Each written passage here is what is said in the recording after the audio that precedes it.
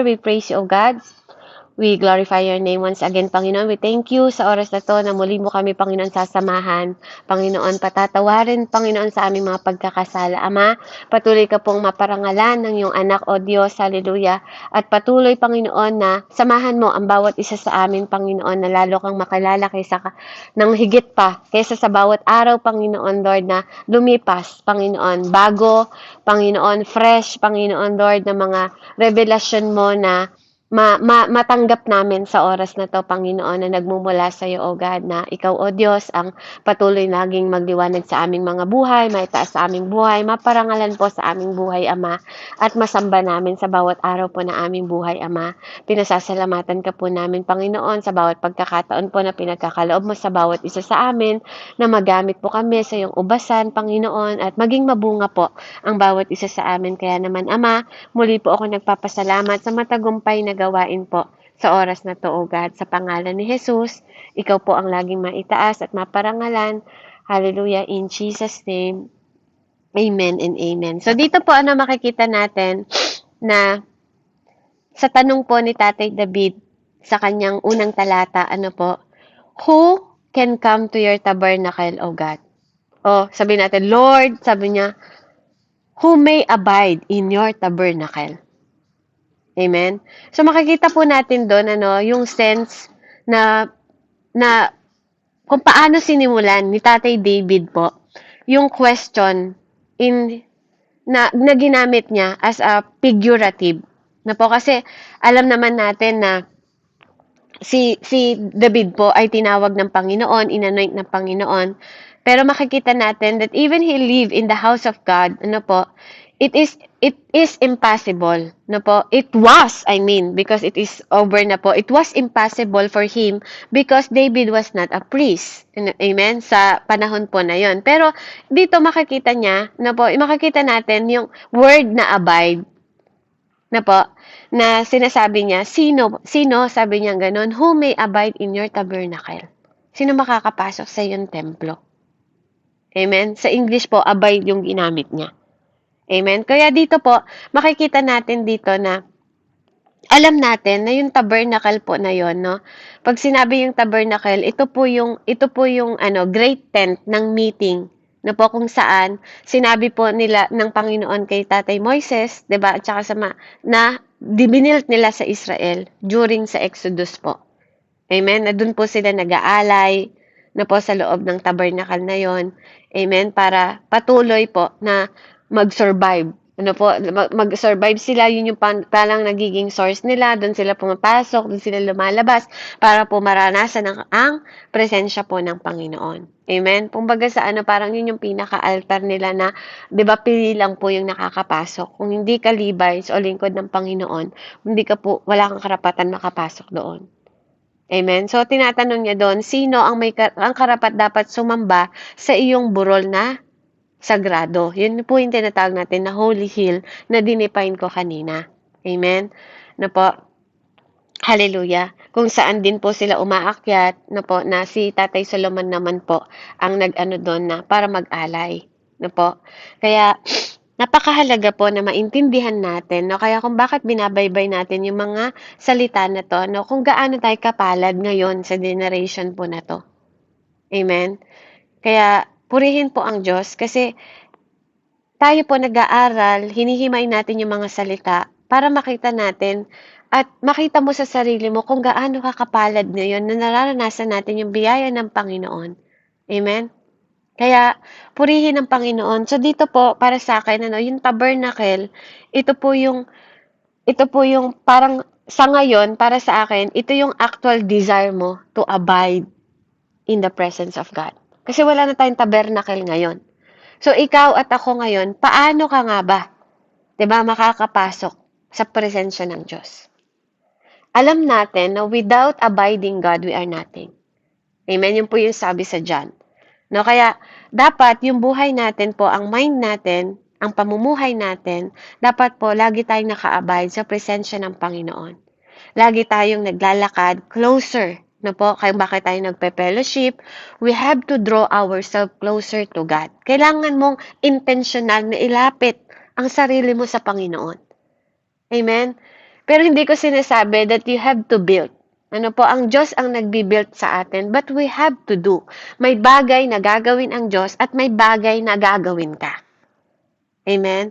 Kaya yung puso natin, amen, pag tayo lumalakad sa Panginoon, na po yung heart natin, yung mind natin, yung buhay natin, yung bawat step natin, amen, kailangan po nandun yung ating heart, mind, ano po, and life sa paglakad sa Panginoon. Amen? Sabi niya doon, who can come to the hill that God's temple? 'Di ba? Yun yung pangalawang tanong niya. Or should I say, who may dwell in your holy hill? Amen? So ito naman po, makikita natin dito, no, tayo po, ano po, tayo, we have to dwell. Now, we have the word, yung word of God, na po, doon tayo dapat nagdo-dwell. Na po, permanently. Dapat yung word na yon, doon po tayo naka-abide. Naniniwala ako na ang holy hill natin, ano po, yung Holy Bible. Amen? Yung word ng Panginoon po, doon tayo nag-a-abide. Na po, para po tayo manatili. Yung standard, dapat ang standard natin, yung Bible, yung salita ng Panginoon. Amen? Yun yung pinaka-holy word na dapat natin pong sinasabuhay sa bawat araw para tayo makatungtong sa pagsamba. Amen? Para matagpuan natin, no? Kasi yung una, inahanap mo kung paano mo matatagpuan yung presensya ng Panginoon. So, para maranasan natin ang presensya ng Diyos, we have to abide in God. At para matungtungan naman natin yung holy, amen, is kailangan natin, amen, mabuhay po by word of God. We need to under ourselves sa covering po ni Jesus. Amen? Para makalakad tayo sa kabanalan. Amen? Kasi ang righteousness natin is from Jesus Christ. Na po? At ang holiness natin po is galing din sa Diyos. Na po? Ang Diyos nagde-declare ng holiness. Na po? Siya lang po ang nag-declare ng holiness. Be holy, ye I am holy. That is the declaration of God. Wala po itong kinalaman, amen, sa kasalanan po natin. Kasi bakit tinawag ng God ang Israel ng Holy Israel? Holy Land. Holy ba yung mga tao doon? Hindi. Makasalanan ng mga tao sa Israel. Makasalanan po tayo. Tinawag din niya na Holy Prophet. Amen? Holy ba yung mga prophet? They're not. They make mistake. They are sinning in the world. So, ang word of holiness, ano po, to define, ano po, this is the declaration of God sa'yo at sa akin. Be holy, ye I am holy. Na po, wag natin tong ituro o sabihin sa mga tao na magpakabanal kayo dahil ako'y banal. Wala pong taong kayang maging banal. Hirap nga po tayong umabot sa righteousness eh. Kaya nga po ang righteousness natin in Jesus Christ. Amen? Kay Jesus Christ po ang righteous natin. Ang righteousness natin. Ano po? So, saan natin kukunin ang holiness? Kay God din po. Ano po? Kasi walang banal. Hindi sinabi ni Pedro, magpakabanal kayo kasi ako banal. Hindi rin sinabi ni Paul na magpakabanal kayo kasi ako banal. Only God ang nag-declare po ng be holy, ye I am holy. Amen? Ano po? Kaya napakahalaga po na yung holy hill na tinatawag po, ano? Ang holiness po. Amen? The more po tayo na nag-a-abide sa word at nag-a-abide sa God, we will receive the presence and holiness of God. Amen? Na po, naniniwala po ako that tabernacle ngayon, ano, is Jesus. Amen? At ang hill natin, na po ang tungtungan natin, ang foundation natin is Word of God, which is Jesus also. No one can come to the Father na po, na hindi dadaan sa Panginoon at apart kay God. Kasi lahat ng gawa natin is basahan sa harap ng Diyos. Sino sa atin ang makakalapit sa Panginoon kung hindi po kay Jesus Christ? So everything po, kinukuha natin lahat kay Jesus Christ. Siya lang Ano po? Siya ang atonement, di ba? Siya ang inalay. Siya ang nagbayad sa altar. Lahat po sa Kanya. Righteousness at holiness po sa Diyos natin makakamtan. Amen? Kaya yung mga tanong na to, kahit kayo po, sino ba ang karapat-dapat sa atin para sumamba sa Diyos? Wala kahit isa. Kasi wala naman pong nakaabot sa kaluwalhatian ng Panginoon sa iyo at sa akin. Amen? Pero may mga bagay na kailangan tayong gawin na pinapagawa po ng Panginoon sa atin na lumalabas yon dahil sa tulong ng banal na Espiritu kapag naka-abide ka na sa Diyos at ang presensya ng Panginoon nasa iyo na, tinutulungan ka ng banal na Espiritu na lumabas ang kabutihan sa iyo inside and out. Hindi po pakitang tao. Amen? Hindi po pag may nakakakita, kunwari mabait, kunwari sumasamba, kunwari nagbabasa. Amen? Hindi po ganon. Na po? Kapag nasa iyo ang banal na Espiritu, lumalabas ang likas, natural, na po, nakabutihan ng Diyos, nagmumula sa loob. Kaya nga yung puso mo muna ang binabago ng Diyos. Binabago niya yung mindset mo. Kaya yung magiging step mo, amen? Dahil sa biyaya ng Panginoon, sa grace ng Diyos, amen? Kaya nga sabi niya, ang Holy Spirit ang tutulong sa atin para magawa natin yung mga bagay na hindi natin kayang gawin. Amen? Kaya nga sabi niya doon, ang taong masunurin sa iyo sa lahat ng bagay ay laging gumagawa ayon sa katwiran. Mga salita'y bukal sa loob at pawang katotohanan. Amen? Na po, ang taong nasa presensya ng Panginoon lumalakad sa katwiran. Pag sinabing lumalakad sa katwiran, lumalakad sa righteousness po ng Panginoon. Amen?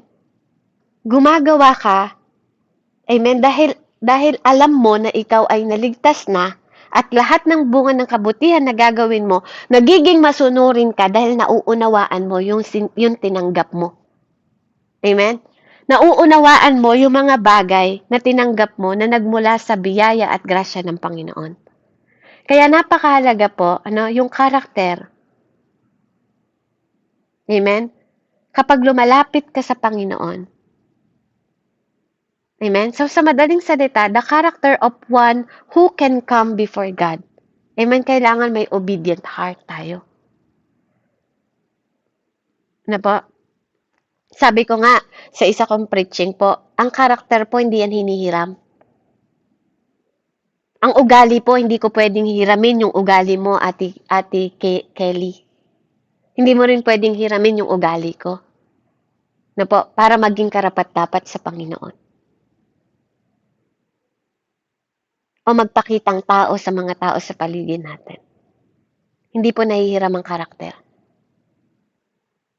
Pwedeng maloko mo yung mga tao sa paligid mo, but not the Lord. Amen? Pwede kang mapaglaruan ng kaaway, pero hindi mo pwedeng paglaruan ng Diyos. Kaya nga sabi niya dito, he walk uprightly. Amen? Sa 2 and 3 po. And work righteousness and speak the truth in his heart. Kasi ang Diyos po natin, Diyos ng katotohanan, hindi Diyos ng kasinungalingan. Kaya kung ikaw, madalas ka pa rin nagsisinungaling. Amen? Sabi nga po, ang taong sinungaling, ang ama mo, yung Diyos ng kasinungalingan. Kaya nga, unang-unang pinasusuot sa atin, tingnan nyo, pati armor of God po, anong una mong sinusuot? Belt of truth. Kasi hindi siya Diyos ng kasinungalingan. Kaya dapat ang buhay natin nasa way po ng katotohanan. Hindi po sa kasinungalingan. Na po, kapag may mga niloloko kang, mga mahal mo sa buhay, niloloko mong mga tao, amen? Na po, baguhin po natin yung mga puso natin. Hindi po desire o intensyon ng Diyos na saktan yung mga taong mahal natin. Huwag po magmula sa atin yung pananakit kasi hindi ito ang desire ng Diyos sa buhay mo at sa buhay ko. Kung tunay na lumalakad ka na sa Panginoon ngayon, kapatid, tanungin mo yung sarili mo. Na po, hindi dapat nagmumula sa atin ang pananakit.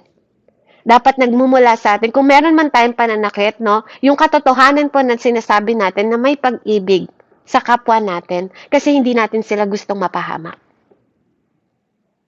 mga pagpapala na lumalabas sa bibig natin, katotohanan po na kung gagawin nila to, mga bagay na pwedeng mapahamak sila. Amen? Sabi niya doon, katotohanan at ang kapwa ay hindi niya sisirain. Kasi bakit? Ang paninira sa kapwa, ang pakikipagchismisan po sa kapwa ay murderer sa harap ng Diyos. Yung sinasiraan mo lang yung kapwa mo na hindi niya alam, pinag-uusapan mo siya na hindi mo ay naalam, inaapakan mo yung kapwa mo para lang umangat ka, kapatid, don't be hypocrite. Wag po tayo maging impokrito na kailangan mo pang manira ng tao para lang bumangoy pangalan mo. Bakit? Na po, masasabi mo ba sa sarili mo that you're in the presence of God kapag naninira ka ng kapwa mo? Kapag nangloloko ka ng kapwa mo, ng asawa mo, ng anak mo, ng kapwa mo mananampalataya, o kahit hindi mananampalataya? That's not the will of God. Na po, hindi po yun yung will ng Diyos para sa iyo at para sa akin. Na makapanakit. Na makapangsira ng buhay ng may buhay o pamilya ng may pamilya. Kung alam mong may pamilya ka na, bakit kailangan mo pang pumatol sa may pamilya na? Amen? Kung ikaw ay lalaki na may asawa na o babae na may asawa na, kailangan mo bang manira ng pamilya? Tapos sasabihin mo, you're in the presence of God? Sasabihin mo that you are a Christian? Sasabihin mo that you are a believer? Hindi lang po paninira ng kapwa, paninira ng pamilya, ng may pamilya. Amen? Sa mga OFW natin, hindi po tayo nagpunta sa ibang bansa para sirain yung pamilya mo. Amen? Hindi tayo lumalayo para sirain yung pamilya natin. Hindi po yun ang tinuturo ng Panginoon. Na po, regalo ang pamilya. Regalo ang anak. Amen? Napakahalaga po ng pamilya sa Panginoon kasi ikaw at ako gusto niyang maging pamilya. Amen? Na po, kailangan nating matutunan, na po, dahil dito dinidescribe po yung character ng tao on how we live in the presence of God. Hindi ko po para saktan ang bawat isa sa atin. Na po, o hindi ko para sabihin na ako ay perfecto. Everyone upset God. Ikaw at ako na-upset mo ang Diyos. Ikaw at ako na-open mo ang Diyos. Walang kahit sino sa atin dito ang hindi nakaka-open ng God. Kaya nga po, ang righteousness natin nasa Panginoong Jesus. Ang holiness po nasa Panginoong Jesus. Amen? Kaya kailangan nating magtapat sa Panginoon hanggang dulo. Umasa sa Panginoon hanggang dulo. Mag-obey sa Panginoon hanggang dulo. Maging teachable hanggang dulo. Hanggang dulo po. Hanggang wakas. Amen? Kaya po, napakahalaga na po ng karakter. Kung totoong ang presensya ng Diyos nasa iyo, dapat nakikita po yung karakter. Walk uprightly and work righteously.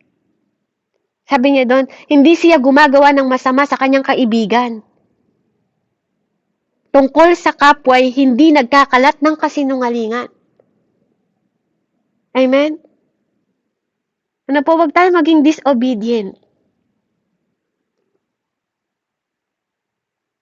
Wag po ganon. Ano po, kasi yung New Covenant po, nagbibigay po sa atin ng ground for blessing.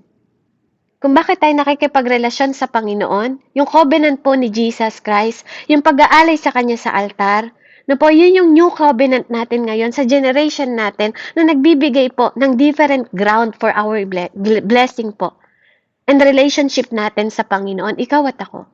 The finished work ni Jesus Christ po sa krus ng Kalbaryo is under the new covenant ng pananampalataya natin po, na po, ng pananampalataya na pinerform po, na po, basis for the blessing. Amen? Kaya po dito makikita nyo yung principle po, no, na accurate under the new covenant po na sinasabi po dito ni Tatay David. Na po, na ito, nagkakandak po ito sa isang buhay. Nagre-reflect ito sa bawat buhay ng bawat isa sa atin kung paano po tayong nagpe-fellowship with God. Amen? Kaya nga sinabi ni John, 'di ba, sa sinulat niya sa 1 John 1:6, sabi niya doon, If we say that we have fellowship with Him and walk in the darkness, we are lie and do not practice the truth. 'Di ba? Kung naglalakad ka, sinasabi mo na may fellowship ka sa Diyos, nakikipellowship ka sa amin dito sa spiritual mentoring, tapos lumalakad ka pa rin sa kadiliman, amen? Nagsisinungaling ka. Hindi mo pinapractice ang katotohanan. Niloloko mo. Sino niloloko mo? Ako ba niloloko mo? Hindi. Una mo niloloko yung sarili mo. Bago mo kami lokohin, do you think hindi alam ng Diyos yung ginagawa mo bago ka manloko ng ibang tao? Di ba po? Ikaw at ako. Kung ano man po ang nilalakaran pa natin na hindi po kalooban ng Lord. Amen? Isarado na po natin. Bitawan na po natin. Kung yan lang po ang magbibigay sa inyo ng pagkakasala at hindi makakasunod ka sa will ng Panginoon, kapatid, layuan mo. Burahin mo, tanggalin mo. Kasi hindi ka pwedeng hindi masasaktan sa mga bagay po. Na po, kapag tinuloy-tuloy mo yan, lahat yan may consequence. Amen? Kung hindi yan nagbibigay ng kaluguran sa Panginoon, kung hindi yan nagbibigay ng karangalan sa Panginoon, mag-isip ka ngayon, kapatid. Gagawin mo pa ba yan? Diba? Yan ba'y nasa katotohanan? Yan ba nakakapagbigay ng karangalan? Or sabihin mo na lang sa sarili mo, kung ikaw ba si Jesus, dahil nananahan sa'yo ang banal na spirito, ito ba yung dapat na ginagawa ni Jesus? O gagawin ba to ni Jesus kung sakali na siya ay nasa, di ba, namumuhay ngayon? Gagawin niya kaya yung mga bagay na ginagawa mo na hindi kalooban ng Panginoon? Kasi iningatan ni Jesus yung kanyang pamumuhay sa mundong ito para hindi siya magkaroon ng kapintasan, para iligtas yung buhay mo at buhay ko. Para maihaing banal sa Diyos Ama. Para magkaroon ka ng buhay na walang hanggan. Sasayangin mo ba yung buhay na walang hanggan na yon na inoper sa krus ng Kalbaryo para lang sa mga gusto mo? O mga desire ng puso mo na hindi naka-align sa desire ng Diyos? Mananakit ka ba ng kapwa mo? O manloloko ka ba ng mga kapwa mo sa paligid mo? Tapos sasabihin mo na nasa presensya ka ng Panginoon? Tapos ginagawa natin na masama yung kapwa natin? Tapos nagsisinungaling tayo? Ikaw at ako, masasagot niyo po kung nasang estado po tayo o nasang foundation tayo. Amen? Kasi if we really fellowship in God, we don't walk in darkness. Alisin natin yung mga bagay na yun. Habang may liwanag pa. Lumakad ka sa liwanag habang may liwanag. Kasi ang Panginoon, kapatid, sa ayaw at sa gusto mo, your days is numbered sa mundong ito. Sa ayaw at sa gusto mo, darating ang Diyos na parang magnanakaw, hindi ka handa.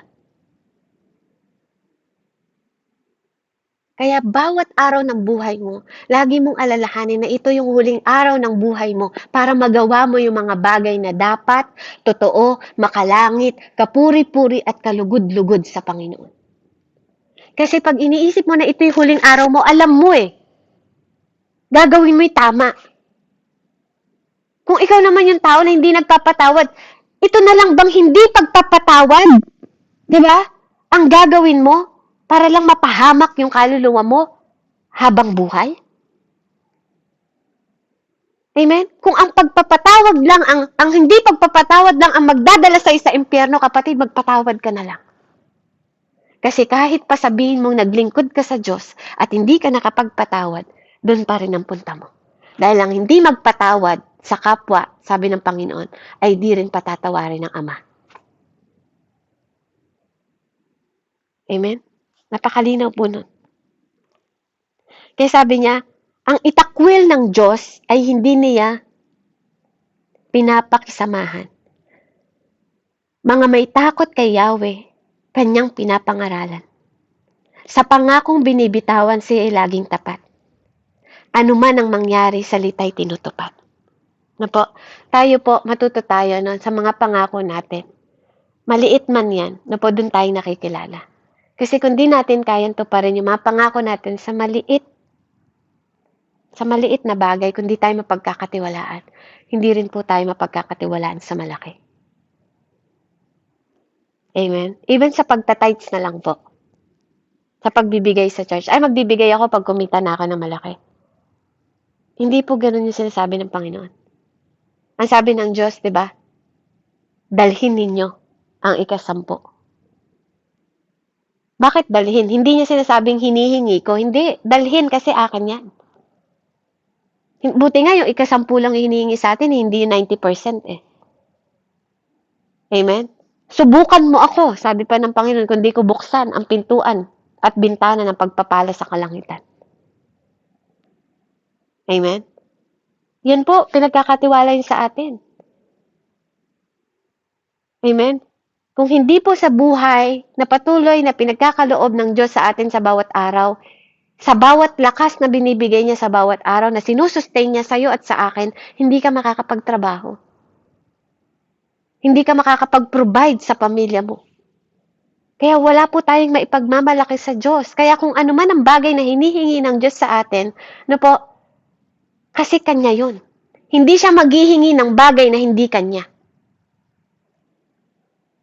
Tandaan po natin yan.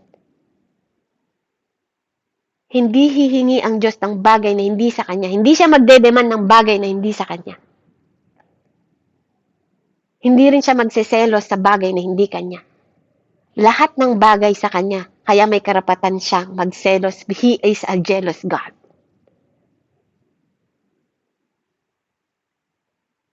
Amen? Kasi pagmamay-ari niya tayong lahat.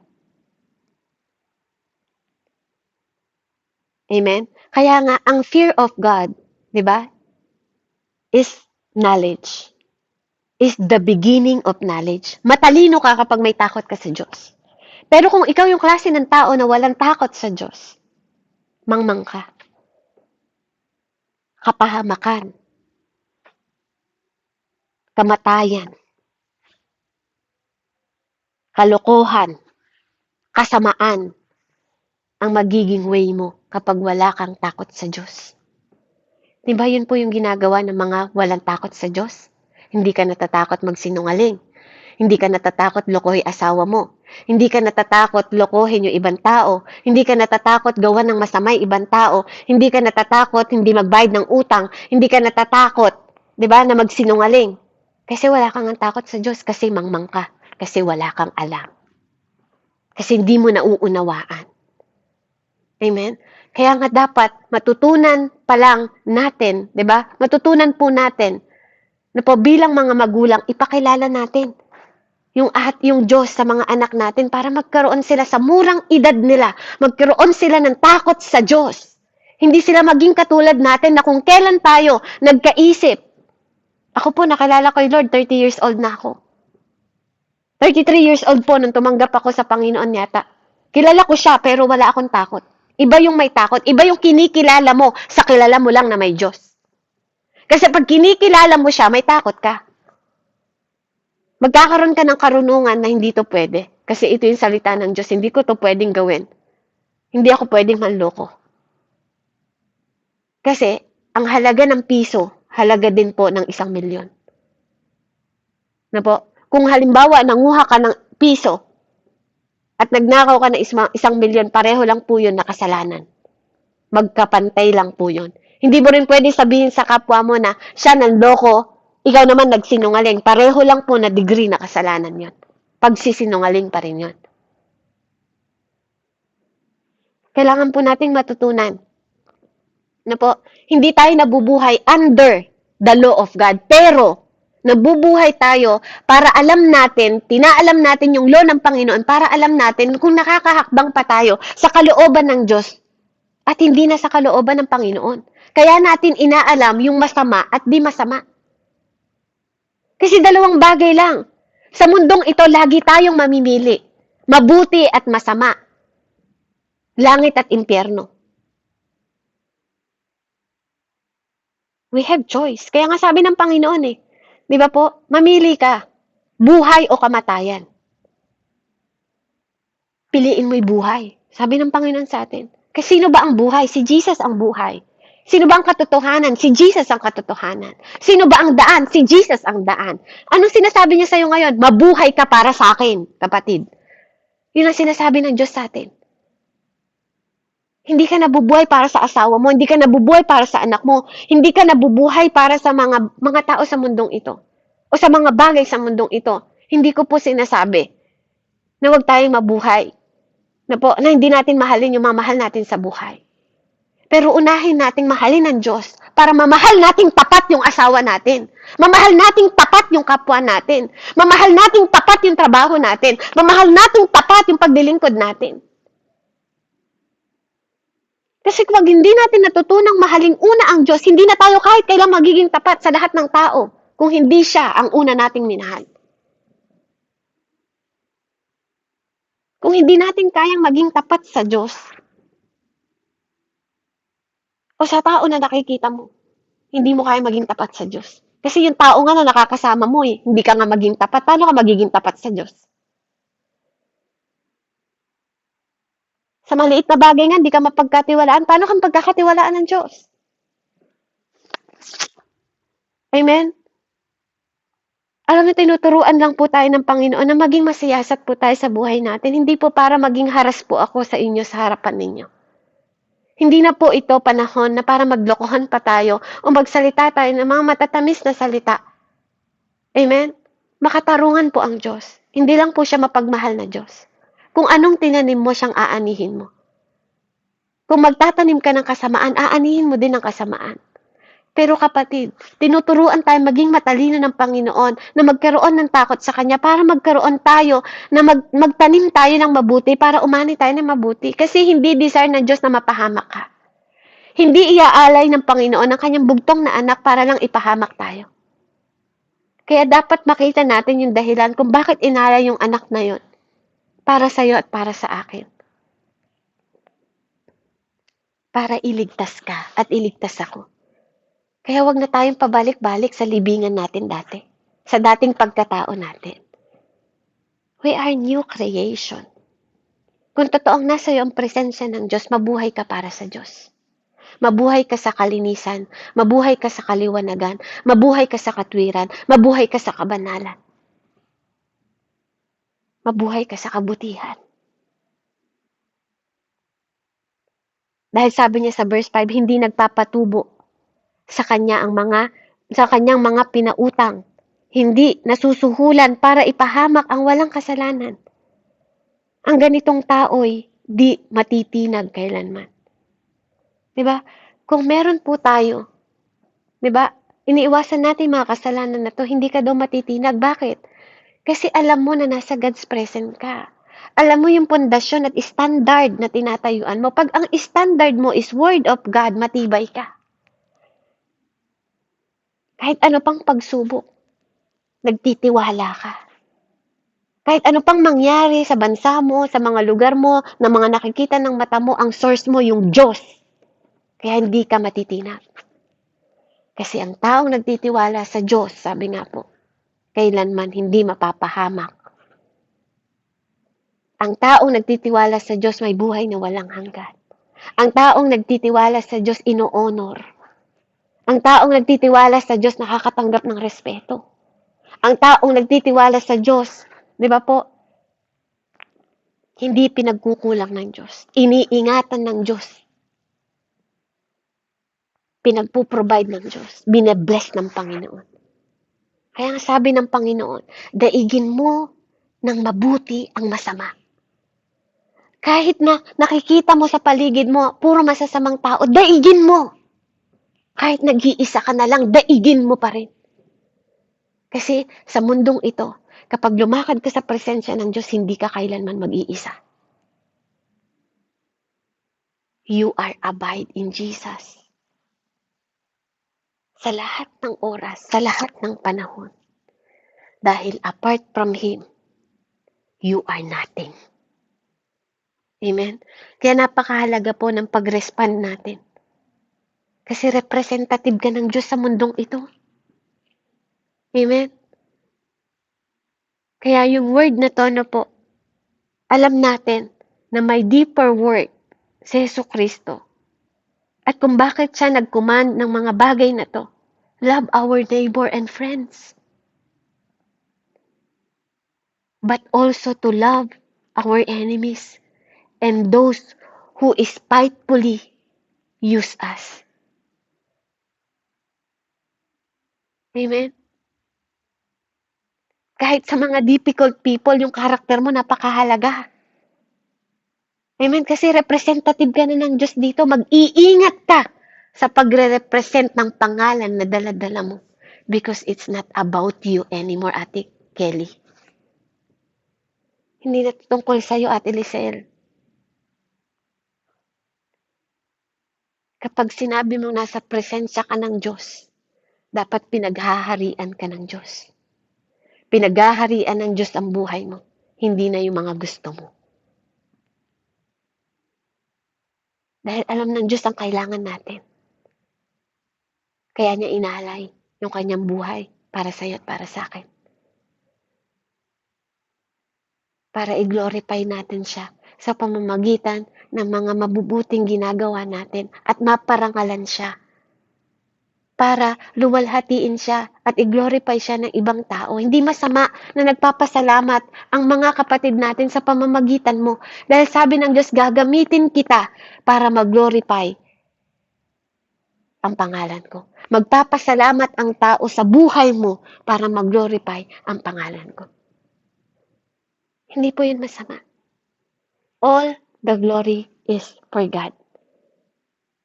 Pero ikaw din, nakakabahagi ka sa glory na yun kasi ginagamit ka niya. Sinasamahan ka niya. Yung presensya niya nasa iyo. Amen?